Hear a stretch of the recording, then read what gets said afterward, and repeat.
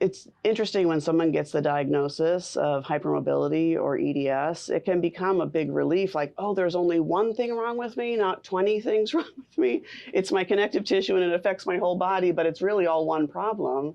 And there's one set of solutions and answers. So that can be really relieving for some people, but it can be overwhelming for others where they feel like, oh gosh, now I've got another problem. So I oftentimes will back up and say, but wait, this is actually one answer to a whole bunch of problems you've been chasing for 15 years. So Mindy, for example, it took her 15 years to get the right diagnosis. And now there's a treatment for her mast cell activation and inflammation that's going to affect her pain level and improve her joint hypermobility, even make her less hypermobile. So with one answer, we can affect multiple systems in her body and know how to treat it effectively.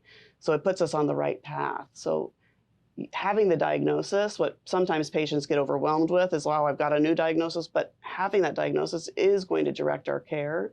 We're not going to just tell you not to move into your hypermobile range. There's systemic interventions that need to be taken care of to address the autonomic nervous system, the immune system, gut health. All of that being in place is going to improve the prognosis for physical therapy. The pain level will be down, the muscles won't be spasming and firing as a protective response if we can get the autonomic nervous system calmed down.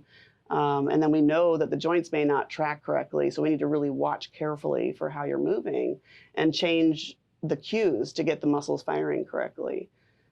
With this knowledge, we can create a program that actually works effectively for the patient.